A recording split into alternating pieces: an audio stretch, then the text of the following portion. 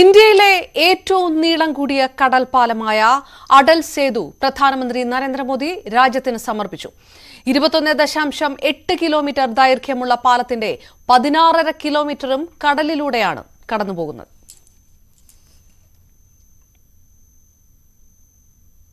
समय की बचत होगी और 6 लेन वाला है, अत्याधुनिक है, पर्यावरण के अनुकूल है, तो जाहिर सी बात है कि लोगों को कितनी सुविधा इसकी होगी। और पहले जब ये अटल सेतु नहीं था तब कितनी लंबी यात्रा तय करनी पड़ती थी, ट्रैफिक जाम से होकर गुजरना पड़ता था. സുവി വിശ്വനാഥൻ വിവരങ്ങളുമായി ചേരുന്നു നാഷണൽ ഡെസ്കിൽ നിന്ന്. സുവി, മുംബൈയുടെ ഗതാഗതവുമായി ബന്ധപ്പെട്ട് എത്രത്തോളം പ്രാധാന്യമർഹിക്കുന്ന ഒന്നായി മാറുന്നു അടൽ സേതു പാലം? അതോടൊപ്പം തന്നെ എന്തെല്ലാം സവിശേഷതകൾ കൂടിയാണുള്ളത്? ഏത് രീതിയിലാണ് ഉദ്ഘാടന ചടങ്ങ് പൂർണ്ണമായത്? അപർണ, മുംബൈ എന്നതിന് അപ്പുറം ദക്ഷിണേന്ത്യയിലേക്കുള്ള ഗതാഗതം കൂടുതൽ സുഗമമാക്കുന്നതാണ് ഈ അടൽ സേതു മേൽപ്പാലം. അല്പസമയം മുമ്പാണ് പ്രധാനമന്ത്രി നാടിന് ഈ പാലം സമർപ്പിച്ചിരിക്കുന്നത്. ഇന്ത്യയിലെ ഏറ്റവും നീളം കൂടിയ കടൽപ്പാലമാണ് അടൽ സേതു പാലം. 21.8 കിലോമീറ്റർ ദൈർഘ്യമാണ് പാലത്തിനുള്ളത്. ഇതിൽ 16.5 കിലോമീറ്റർ ദൂരവും കടലിന് മുകളിലൂടെയാണ്. ബാക്കി 5.5 കിലോമീറ്റർ മാത്രമാണ് കരയിലൂടെ ഉള്ളത്. ഇന്ത്യയിലെ എഞ്ചിനീയറിംഗ് വിസ്മയങ്ങളിൽ ഒന്ന് എന്ന് തന്നെ വിശേഷിപ്പിക്കാവുന്ന തരത്തിലുള്ളതാണ് അടൽ പാലം. ട്രാൻസ് ഹാർബർ ലിങ്ക് എന്നാണ് ഈ പാലത്തെ വിശേഷിപ്പിച്ചിരുന്നത്. മുൻ പ്രധാനമന്ത്രി അടൽ ബിഹാരി വാജ്പേയിയുടെ സ്മരണാർത്ഥമാണ് ഇതിന് അടൽ സേതു എന്ന പേര് നൽകിയിരിക്കുന്നത്. രാജ്യത്തെ ഏറ്റവും തിരക്കേറിയ നഗരമായ മുംബൈയിലെ രണ്ടാമത്തെ കടൽപ്പാലമാണ് ഇത് എന്നൊരു പ്രത്യേകത കൂടിയുണ്ട്.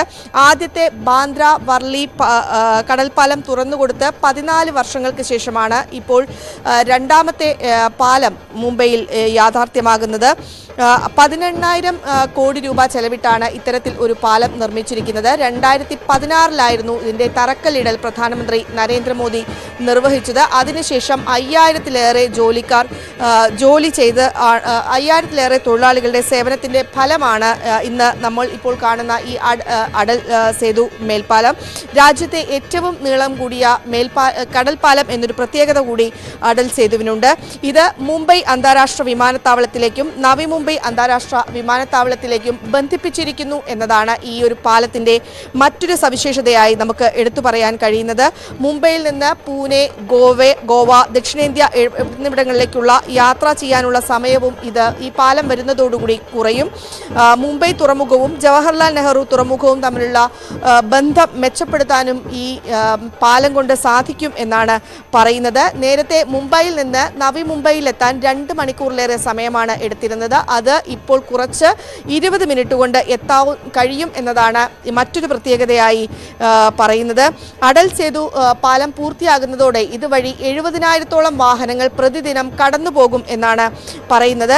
100 വർഷമാണ് പാലത്തിന്റെ കാലാവധിയായി പറയുന്നത്. 100 കിലോമീറ്റർ വേഗതയിൽ ഇതിലൂടെ വാഹനങ്ങൾക്ക് സഞ്ചരിക്കാൻ സാധിക്കും. ഇരുചക്ര വാഹനങ്ങൾക്കും മുച്ചക്ര വാഹനങ്ങൾക്കും അതുപോലെ മൃഗങ്ങൾ വലിച്ചുകൊണ്ടുള്ള വാഹനങ്ങൾക്കും ഒന്നും ഇതുവഴി കടന്നുപോകാൻ സാധിക്കുകയില്ല. 4 ചക്ര വാഹനങ്ങൾക്ക് മാത്രമാണ് ഇതിലൂടെ കടന്നുപോകാനുള്ള അനുമതി നൽകിയിരിക്കുന്നത്. ഏതായാലും അല്പസമയം മുമ്പാണ് ഈ രാജ്യത്തെ തന്നെ ഏറ്റവും വലിയ കടൽപ്പാലം ഇപ്പോൾ പ്രധാനമന്ത്രി നാടിന് സമർപ്പിച്ചിരിക്കുന്നത്. സുവി, ഇപ്പൊ ഈ പറഞ്ഞതുപോലെ തന്നെ 16.5 കിലോമീറ്റർ കടലിന് മുകളിലൂടെയുള്ള ഒരു പാത, ടോട്ടലി 22 കിലോമീറ്റർ എന്ന് വരിക. എഞ്ചിനീയറിംഗ് വിസ്മയമായി ലോകത്തിന് മുന്നിൽ ഇന്ത്യ തന്നെ സമർപ്പിക്കുന്ന രീതിയിലുള്ള ഒരു പാലം, അത് എത്രത്തോളം വിസ്മയമാകുന്നുണ്ട്? ആ എഞ്ചിനീയറിംഗ് വൈദഗ്ധ്യം ഏത് രീതിയിലാണ് ലോകമാധ്യമങ്ങളടക്കം വിലയിരുത്തുന്നത് ഇപ്പോൾ? അപർണ, ഞാൻ നേരത്തെ പറഞ്ഞു 2016 പ്രധാനമന്ത്രി ഇതിന് തറക്കല്ലിടുമ്പോൾ തന്നെ ഇതൊരു എഞ്ചിനീയറിംഗ് വിസ്മയമാകും എന്ന് അദ്ദേഹം പറയുകയും ചെയ്തിരുന്നു. അത്തരത്തിലൊരു വിസ്മയം തന്നെ എന്ന് നമുക്ക് പറയാം. വളവ് തിരിവുകളും മറ്റും ഉള്ള തരത്തിൽ തന്നെയാണ് ഇതിൻ്റെ നിർമ്മാണം ഉള്ളത്. അതീവ മനോഹരമായിട്ടാണ് നിർമ്മാണം ക്രമീകരിച്ചിരിക്കുന്നത്. 6 വരി പാതയാണ് ഇതിനുള്ളത്. ഇതിലൂടെ വാഹനങ്ങൾക്ക് 100 കിലോമീറ്റർ സ്പീഡിൽ സഞ്ചരിക്കാൻ കഴിയും. പരമാവധി വേഗത എന്ന് പറയുന്നത് 100 കിലോമീറ്റർ സ്പീഡിലാണ്.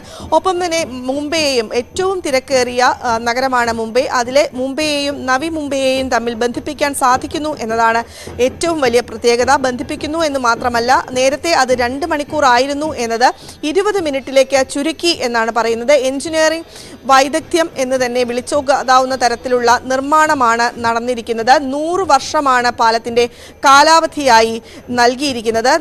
ഒപ്പം തന്നെ 70,000 വാഹനങ്ങൾക്ക് പ്രതിദിനം ഇതുവഴി കടന്നു പോകാൻ സാധിക്കും എന്നാണ് പറയുന്നത്. മുംബൈയിലെ സെവ്രിയിൽ നിന്ന് ആരംഭിച്ച് റായ്ഗഡ് ജില്ലയിലെ നവഷെവയിൽ അവസാനിക്കുന്ന തരത്തിലാണ് പാലത്തിന്റെ നിർമ്മാണം ഉള്ളത്. 6 വരിയിലൂടെ ആണ് ഗതാഗതം കടന്നു പോകുക. പാലത്തിലൂടെയുള്ള ഗതാഗതത്തിന് നിയന്ത്രണങ്ങളും ഏർപ്പെടുത്തിയിട്ടുണ്ട്. മോട്ടോർ സൈക്കിളുകൾ, മുച്ചക്ര വാഹനങ്ങൾ, ഓട്ടോറിക്ഷകൾ, ട്രാക്ടറുകൾ, മൃഗങ്ങൾ വലിക്കുന്ന വാഹനങ്ങൾ, സാവധാനത്തിൽ സഞ്ചരിക്കുന്ന വാഹനങ്ങൾ എന്നിവയ്ക്കൊന്നും തന്നെ ഈ പാലത്തിലൂടെ പ്രവേശനം ഉണ്ടാവുകയില്ല. ഏതായാലും മുംബൈ നഗരത്തിന്റെ മുഖച്ഛായ മാറ്റുന്നതോടൊപ്പം ആ ഭാഗത്ത് നിന്ന് ദക്ഷിണേന്ത്യയിലേക്കുള്ള ഗതാഗതം കൂടെ കൂടുതൽ സുഗമമാക്കാവുന്ന തരത്തിലുള്ള ഒരു പ്രൊജക്റ്റാണ് ഇപ്പോൾ രാജ്യത്തിന് സമർപ്പിക്കപ്പെട്ടിരിക്കുന്നത്. ഒപ്പം തന്നെ മുംബൈ അന്താരാഷ്ട്ര വിമാനത്താവളത്തെയും നവി മുംബൈ അന്താരാഷ്ട്ര വിമാനത്താവളത്തെയും ബന്ധിപ്പിച്ചാണ് പാലത്തിന്റെ നിർമ്മാണം എന്നതും വലിയ തോതിലുള്ള ഒരു പ്രത്യേകതയാണ്. മുംബൈയിൽ നിന്ന് ഒപ്പം തന്നെ മുംബൈ തുറമുഖവും ജവഹർലാൽ നെഹ്റു തുറമുഖവും തമ്മിലുള്ള ബന്ധവും ഇതുവഴി മെച്ചപ്പെടുത്താൻ സാധിക്കും എന്നാണ് വിദഗ്ധർ അഭിപ്രായപ്പെടുന്നത്. അല്പസമയം മുമ്പ് രാജ്യത്തെ ഏറ്റവും വലിയ കടൽ പാലം ഇപ്പോൾ പ്രധാനമന്ത്രി നാടിന് സമർപ്പിച്ചിരിക്കുകയാണ്. അപർണ, അതോടൊപ്പം തന്നെ സുവി, വളരെ കൗതുകമുണർത്തുന്ന ടോളിംഗ് സംവിധാനം കൂടി ഈ കടൽപ്പാലവുമായി ബന്ധപ്പെട്ട് സാധാരണ രീതിയിലുള്ള പരമ്പരാഗതമായിട്ടുള്ള ടോളിംഗ് സിസ്റ്റത്തിനപ്പുറത്തേക്ക് ഒരു ഓപ്പൺ ടോളിംഗ് സംവിധാനം കൊണ്ടുവരിക, ഓരോ വാഹനങ്ങൾക്ക് ഓരോ ടോൾ നിരക്ക് എന്ന രീതിയിലേക്കുള്ള സംവിധാനങ്ങൾ കൊണ്ടുവരിക, അതെല്ലാം ഏത് രീതിയിലാണ് വിവരിച്ചിരിക്കുന്നത്? യാത്രക്കാർക്ക് എത്രത്തോളം സൗകര്യപ്രദമായി മാറുന്നു സംവിധാനങ്ങൾ? അപർണ, ടോൾ എന്ന് പറയുന്നത് 2024 മുതൽ 2053 വർഷം വരെയാണ് ടോൾ സജ്ജീകരിച്ചിരിക്കുന്നത്. അതായത് 30 വർഷക്കാലത്തേക്കാണ് ഈ ടോൾ സജ്ജീകരിച്ചിരിക്കുന്നത് എന്നാണ് പ്രത്യേകത. ഒപ്പം തന്നെ ഈ ടോൾ നിരക്കിൽ 6% ഒരു വർധനവ് എല്ലാ വർഷവും ഉണ്ടായിരിക്കും എന്നും പറഞ്ഞിട്ടുണ്ട്. മിനി ബസ്സുകൾക്ക് 500 രൂപയാണ് ഈടാക്കുക. ബസ് അല്ലെങ്കിൽ ഡബിൾ ആക്സിൽ ട്രക്കുകൾക്ക് 1180 രൂപയും 3 ആക്സിൽ വാഹനങ്ങൾക്ക് 1290 രൂപയും 4 to 6 ആക്സിൽ വാഹനങ്ങൾക്ക് 1850 രൂപ, വലിപ്പമുള്ള വാഹനങ്ങൾക്ക് 2250 രൂപ എന്നിങ്ങനെയാണ് നിരക്കുകൾ നിശ്ചയിച്ചിരിക്കുന്നത്. ഏതായാലും 30 വർഷക്കാലത്തേക്കാണ് ഈ ടോൾ സംവിധാനം ഏർപ്പെടുത്തിയിരിക്കുന്നത്. ആ 30 വർഷക്കാലം കൊണ്ട് ഈ 18,000 രൂപ, എത്ര രൂപയാണോ ഈ പാലത്തിന് വേണ്ടി ചെലവഴിച്ചത്, അതായത് 18,000 കോടി രൂപയാണ് ഈ പാലത്തിന് വേണ്ടി ചെലവഴിച്ചിരിക്കുന്നത്, ആ തുക ഈടാക്കാൻ സാധിക്കും എന്നാണ് പ്രതീക്ഷിക്കുന്നത്. അപർണ. റൈറ്റ്, അടൽ സേതു കടൽ പാലത്തിന്റെ രാത്രി ദൃശ്യങ്ങൾ കൂടിയാണ് കണ്ടുകൊണ്ടിരിക്കുന്നത്. പ്രത്യേക ദൃശ്യങ്ങൾ ന്യൂസ് 18-ലൂടെ പുറത്തുവരുന്നു. അടൽ സേതു പാലത്തിന്റെ മനോഹരമായിട്ടുള്ള ദൃശ്യങ്ങൾ.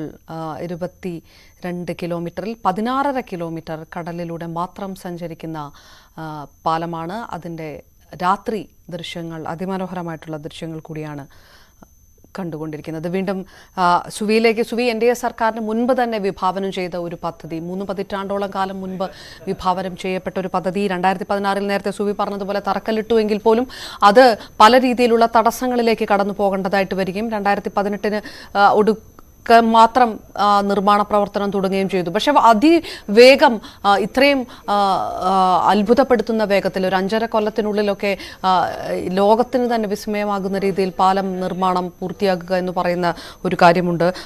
ഏതെല്ലാം തടസ്സങ്ങൾ മറികടന്നുകൊണ്ടുകൂടിയാണ് പാലത്തിൻ്റെ നിർമ്മാണം പൂർത്തിയായിരിക്കുന്നത് ലോകത്തിന് മുന്നിൽ? അപർണ, ഞാൻ നേരത്തെ സൂചിപ്പിച്ചു, രാജ്യത്തെ തന്നെ എഞ്ചിനീയറിംഗ് വിസ്മയങ്ങളിൽ ഒന്നാകും ഈ പാലം എന്ന് നേരത്തെ തന്നെ വിശേഷിപ്പിച്ചു.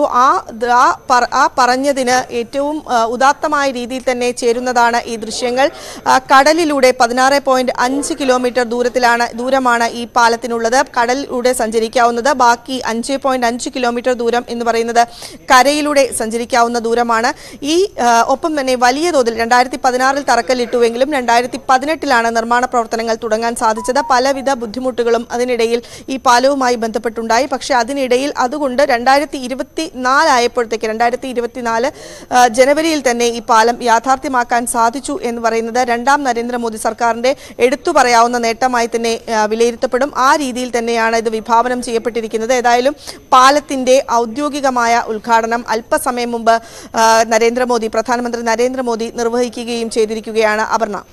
സുവി, കൂടുതൽ വിശദാംശങ്ങൾ വിശദാംശങ്ങളിലേക്ക് കടക്കുമ്പോൾ നമുക്കറിയുന്നത് പോലെ തന്നെ കടൽ സമുദ്രഭാഗത്ത് ഉണ്ടാകുന്ന നിർമ്മാണം സ്വാഭാവികമായിട്ടും അത് ഏറ്റവും ബുദ്ധിമുട്ടേറിയ ഒരു നിർമ്മാണ പ്രവർത്തനം തന്നെയായിട്ട് ബാക്കി നിൽക്കുന്ന കാര്യം. പ്രതിദിനം 5000-ലേറെ തൊഴിലാളികളെല്ലാം നിർമ്മാണ പ്രവർത്തനത്തിൽ പങ്കെടുത്തതായിട്ടുള്ള റിപ്പോർട്ടുകൾ ഉണ്ടായിരുന്നതാണ്.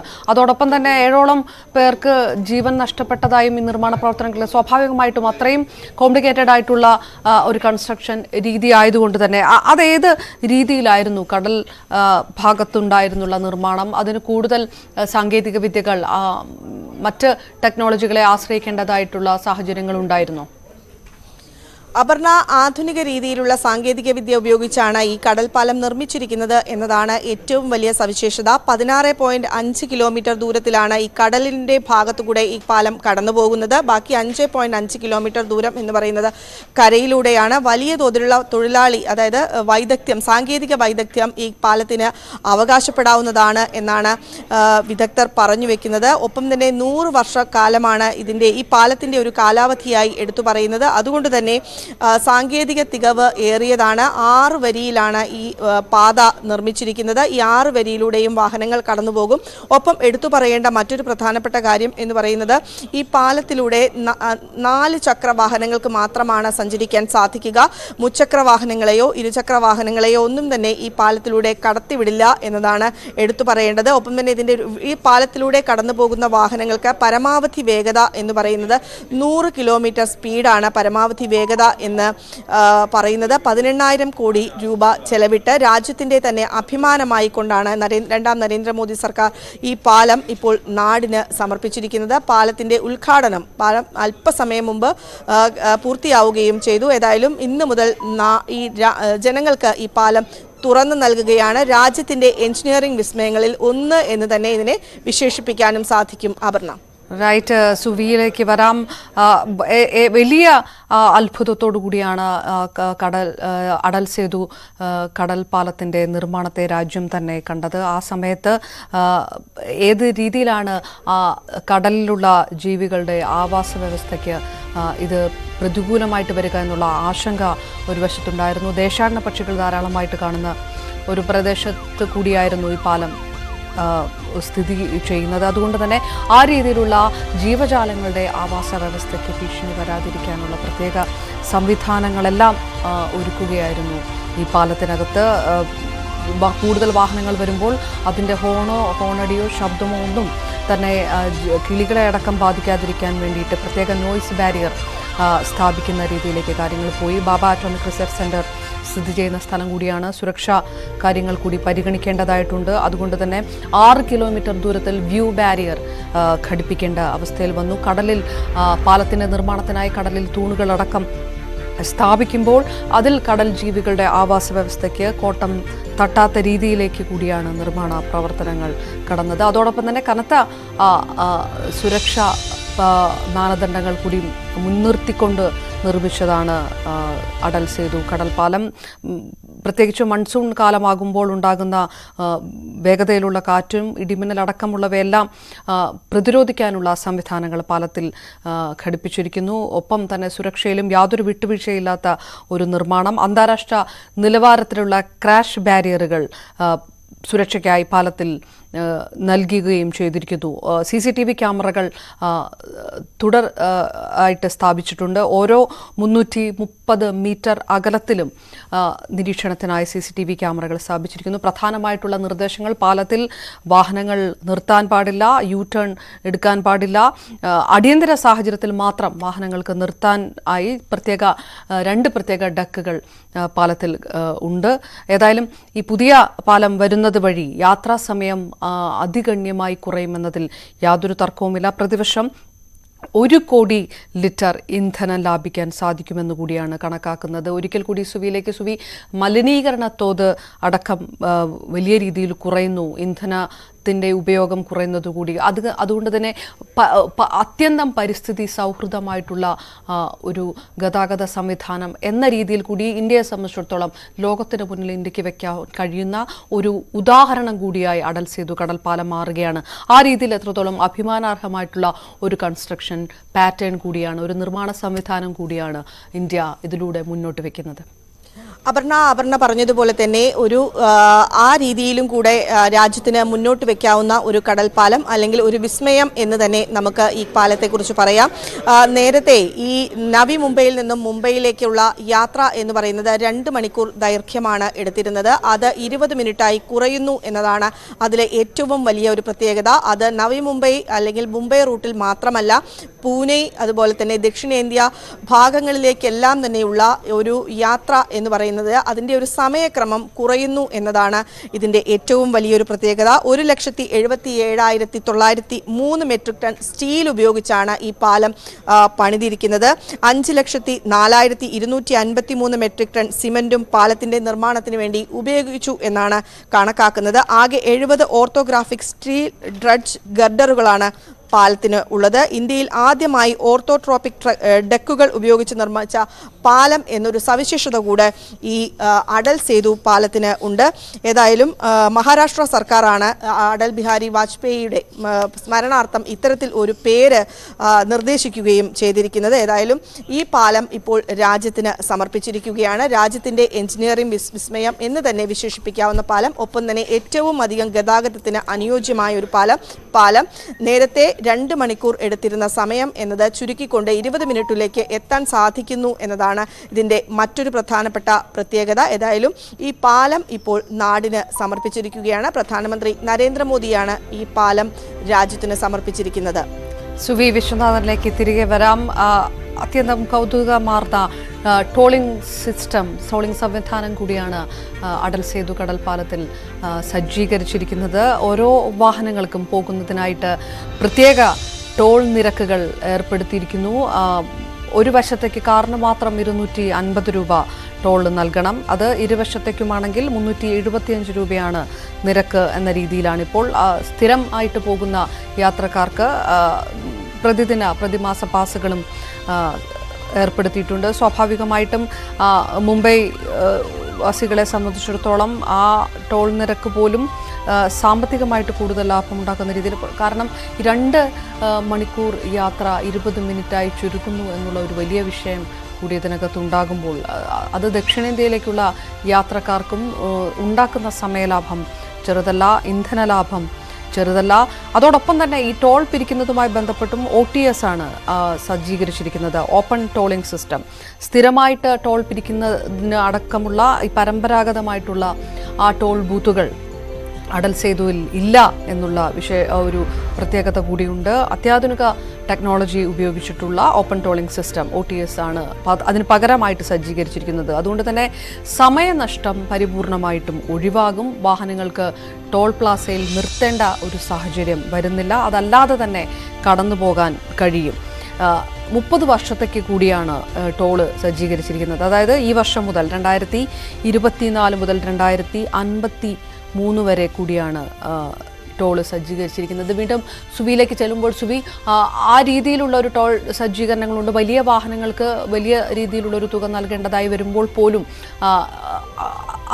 അതുപോലും ഈ ഇന്ധന ലാഭം അനുസരിച്ച്, സമയലാഭം അനുസരിച്ച് സാധാരണക്കാരായ യാത്രക്കാർക്ക്, മുംബൈ വാസികൾക്ക്, നേരത്തെ പറഞ്ഞതുപോലെ ദക്ഷിണേന്ത്യയിലേക്കുള്ള യാത്രക്കാർക്കൊക്കെ സമയലാഭവും ധനലാഭവുമെല്ലാം വരുത്തുന്ന രീതിയിൽ തന്നെയല്ലേ ആ ഒരു ടോളിംഗ് സംവിധാനം? ഏതെങ്കിലും രീതിയിൽ അതിനപ്പുറത്തേക്ക് സാധാരണക്കാർക്ക് താങ്ങാനാവാത്തതാണ് ആ ടോളിംഗ് സംവിധാനം എന്ന രീതിയിലുള്ള അഭിപ്രായ പ്രകടനങ്ങളോ പ്രതികരണങ്ങളോ എന്തെങ്കിലുമൊക്കെ ശ്രദ്ധയിൽപ്പെട്ടിട്ടുണ്ടോ? അതല്ലാതെ അപർണ, ടോൾ സംവിധാനം സജ്ജീകരിച്ചിരിക്കുന്നത് 30 വർഷത്തേക്കാണ്. 2024 മുതൽ 2053 വരെയുള്ള കാലത്തേക്ക് വെറും 30 വർഷത്തേക്കാണ് ഒരു ടോൾ സംവിധാനം ഏർപ്പെടുത്തിയിരിക്കുന്നത്. നമുക്ക് പറയുമ്പോൾ ഈ ഒരു വലിയ മേൽപ്പാലത്തിന് ഈ 30 വർഷത്തേക്ക് ടോൾ പിരിവ് എന്നത് വളരെ ചെറുതായി തന്നെ കണക്കാക്കാം എന്നാണ് വിദഗ്ധർ ഉൾപ്പെടെ പറയുന്നത്. പക്ഷേ ഇതിൻ്റെ തുക എന്ന് പറയുന്നത് വലിയ തുകയില്ല. ഈ പാലത്തിൻ്റെ ഈ യൂസേജ്, ഉപയോഗം വെച്ച് കണക്കാക്കുമ്പോൾ അത്ര വലിയൊരു തുകയായി കണക്കാക്കാൻ കഴിയില്ല എന്നും പറയുന്നുണ്ട്. ഏതായാലും ടോൾ നിരക്കിൽ 6% വർധനയാണ്, വാർഷിക വർധനയാണ് ഉണ്ടായിരിക്കുക. മിനി ബസ്സുകൾക്ക് 560 രൂപ, ബസ് അല്ലെങ്കിൽ ഡബിൾ ആക്സിൽ ട്രക്കുകൾക്ക് 1180 രൂപ, 3 ആക്സിൽ ട്രക്കുകൾക്ക് 1290 രൂപ, 4 to 6 ആക്സിൽ വാഹനങ്ങൾക്ക് 1850 രൂപ എന്നിവയായിരിക്കും ഉണ്ടാവുക. വലിപ്പമുള്ള വാഹനങ്ങൾക്ക് 2250 രൂപ എന്നിങ്ങനെയാണ് ടോൾ നിരക്ക് ഏർപ്പെടുത്തിയിരിക്കുന്നത്. ഒപ്പം തന്നെ ഒരു ഓപ്പൺ ടോൾ സംവിധാനം, ആധുനിക രീതിയിലുള്ള ഒരു ടോൾ സംവിധാനമാണ് ഏർപ്പെടുത്തിയിരിക്കുന്നത്. അതുകൊണ്ട് തന്നെ വാഹനങ്ങൾക്ക് കാത്തുനിന്ന് പോകേണ്ട ഒരു സ്ഥിതിവിശേഷം ഇവിടെ ഉണ്ടാകുന്നില്ല. ഓപ്പൺ ടോൾ സംവിധാനം തന്നെയാണ് കൊണ്ടുവന്നിരിക്കുന്നത്.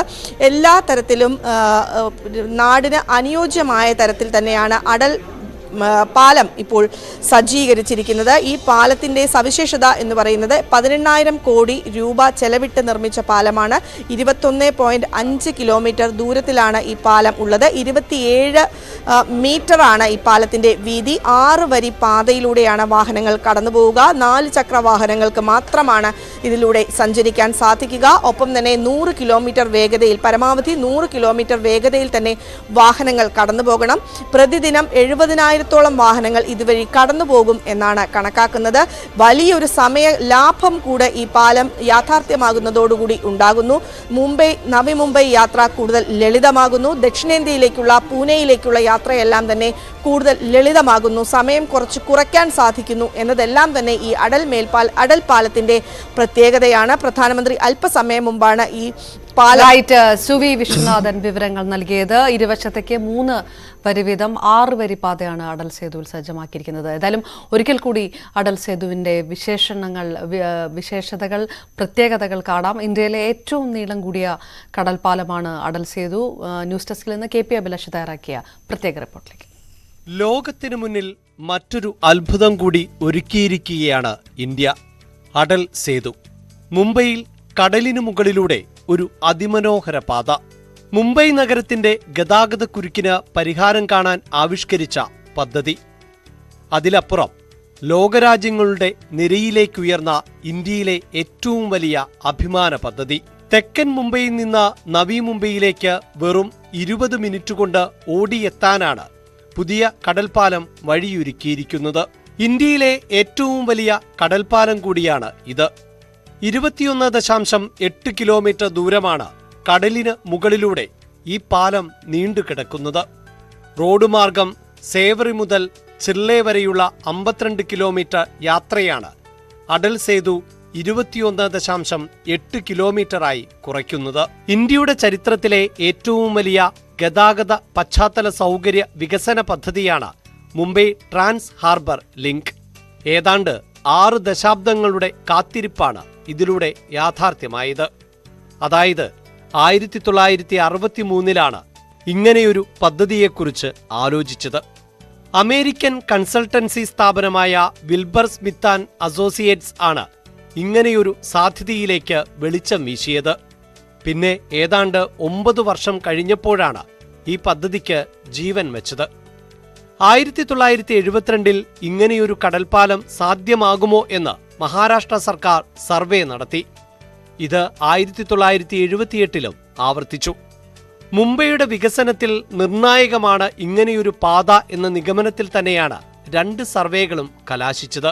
2 കടൽ പാതകളാണ് അന്ന് നിർദ്ദേശിക്കപ്പെട്ടത്. ഒരു നോർത്തേൺ റൂട്ടും ഒരു സതേൺ റൂട്ടും. സേവറിയിൽ നിന്ന് നവി മുംബൈയിലേക്കുള്ള നോർത്തേൺ റൂട്ടിനെ കുറിച്ച് 1981-ൽ ഒരു സ്റ്റിയറിംഗ് ഗ്രൂപ്പും പ്രവർത്തനം ആരംഭിച്ചു. പക്ഷേ നടപടികളൊന്നും മുന്നോട്ടു പോയിരുന്നില്ല. ഏതാണ്ട് 10 വർഷക്കാലം അങ്ങനെ പോയി. 1990കളുടെ അവസാനം Maharashtra state road development corporation രൂപീകരിച്ചപ്പോഴാണ് പദ്ധതിക്ക് വീണ്ടും ജീവൻ ലഭിച്ചത്. പിന്നെയും കുറെ കാലം കാത്തിരുന്നു. 2017 വരെ ചർച്ചകളും സർവേകളും തുടർന്ന ശേഷമാണ് പദ്ധതി യാഥാർത്ഥ്യമാകുമെന്ന് നമുക്ക് ഉറപ്പായത്. ആ വർഷം നവംബറിൽ മുംബൈ മെട്രോപൊളിറ്റൻ റീജിയണൽ ഡെവലപ്മെന്റ് അതോറിറ്റിക്ക് നിർമ്മാണ കരാർ നൽകിയതോടെയാണ് പദ്ധതിക്ക് ശരിക്കും ജീവൻ വെച്ചത്. ജപ്പാൻ സഹകരണത്തോടെയാണ് പദ്ധതി ആവിഷ്കരിച്ചത്. 80% തുക ജപ്പാൻ ഇന്റർനാഷണൽ കോർപ്പറേഷൻ ഏജൻസിയും ബാക്കി 20% കേന്ദ്ര സംസ്ഥാന സർക്കാരുകളും വഹിക്കുമെന്ന കരാറുമായി. പിന്നീട് വേഗത്തിലാണ് നിർമ്മാണം തുടങ്ങിയത്. ഇന്നുവരെ വേണ്ടിവന്നത് 4.5 വർഷക്കാലം. കോവിഡ് മഹാമാരി വന്നില്ലായിരുന്നുവെങ്കിൽ കുറച്ചുകൂടി നേരത്തെ അടൽ സേതു പൂർത്തിയാകുമായിരുന്നു. ഏതാണ്ട് 8.5 മാസക്കാലം കോവിഡ് സമയത്ത് നിർമ്മാണം നിർത്തിവെക്കേണ്ടി വന്നു. 18,000 കോടി രൂപയാണ് അടൽ സേതുവിന് ചെലവായത്. നിലവിൽ റോഡ് മാർഗം 2 മണിക്കൂറാണ് സേവറിയിൽ നിന്ന് നവി മുംബൈയിലേക്ക് എത്താൻ വേണ്ട സമയം. ഇനി കടൽ പാതയിലൂടെ വെറും 28 മിനിറ്റ് കൊണ്ട് ഈ ദൂരം താണ്ടാൻ കഴിയും. ഒരു ദിവസം 70,000 വാഹനങ്ങൾക്കാണ് ഈ പാലത്തിലൂടെ കടന്നു പോകാൻ സാധിക്കുക. 6 വരികളിലായി 22 കിലോമീറ്റർ നീണ്ടുകിടക്കുന്ന പാതയിൽ 16.5 കിലോമീറ്റർ ദൂരമാണ് കടലിന് മുകളിലൂടെ ഉള്ളത്. ബാക്കി 5.5 കിലോമീറ്റർ കരയിലാണ്. ടോൾ പിരിക്കാൻ ഈ പാതയിൽ ടോൾ ബൂത്ത് ഉണ്ടാകില്ല. പകരം കടന്നുപോകുന്ന വാഹനങ്ങളെ തിരിച്ചറിഞ്ഞ് തുക പിരിക്കുന്ന ഇലക്ട്രോണിക് കളക്ഷൻ സംവിധാനമാണ് ഏർപ്പെടുത്തിയിരിക്കുന്നത്. പാലത്തിലൂടെ ഒരു ദിശയിലേക്ക് പോകാൻ 250 രൂപയാണ് തുക നിശ്ചയിച്ചിരിക്കുന്നത്. സ്ഥിരം യാത്രക്കാർക്ക് പാസ് നൽകും. മുംബൈ വിമാനത്താവളത്തിൽ നിന്ന് നവി മുംബൈയിലേക്കും മികച്ച കണക്ടിവിറ്റിയാണ് അടൽ സേതു നൽകുന്നത്. നവി മുംബൈയിൽ നിന്ന് Mumbai Pune expressway, JNPT port, Mumbai Goa highway എന്നിവിടങ്ങളിലേക്കും അടൽ സേതു വഴി വേഗത്തിൽ എത്താം. ഗതാഗതക്കുരുക്കില്ലാതെ ഈ പാലത്തിലൂടെയുള്ള യാത്ര വഴി പ്രതിവർഷം 10 ബില്യൺ ലിറ്റർ ഇന്ധന ലാഭമുണ്ടാകുമെന്നാണ് കണക്കുകൂട്ടൽ. യാത്രയ്ക്ക് ചില നിയന്ത്രണങ്ങൾ ഏർപ്പെടുത്തിയിട്ടുണ്ട്. അത് നിർബന്ധമായും പാലിക്കേണ്ടതാണ്. 4 വീലറുകളുടെ പരമാവധി വേഗം 100 കിലോമീറ്ററായി നിജപ്പെടുത്തിയിട്ടുണ്ട്. ബൈക്കുകളും ഓട്ടോറിക്ഷകളും ട്രാക്ടറുകളും പാലത്തിലൂടെ അനുവദിക്കില്ല. പാലത്തിന്റെ കയറ്റത്തിലും ഇറക്കത്തിലും വേഗത മണിക്കൂറിൽ 40 കിലോമീറ്ററായി പരിമിതപ്പെടുത്തുമെന്നും നിർദ്ദേശമുണ്ട്. മൾട്ടി ആക്സിൽ ഹെവി വാഹനങ്ങൾ, ട്രക്കുകൾ, മുംബൈ ഭാഗത്തേക്ക് പോകുന്ന ബസ്സുകൾ എന്നിവയ്ക്ക് ഈസ്റ്റേൺ ഫ്രീവേയിൽ പ്രവേശനം ഉണ്ടാകില്ല. അപകടങ്ങളും പൊതുജനങ്ങൾക്ക് മറ്റ് തടസ്സങ്ങളും ഉണ്ടാകാതിരിക്കാനാണ് മുംബൈ പോലീസ് വേഗപരിധി നിശ്ചയിച്ചിരിക്കുന്നത് എന്നും ഉദ്യോഗസ്ഥർ അറിയിച്ചു. ഇനി സ്വർണം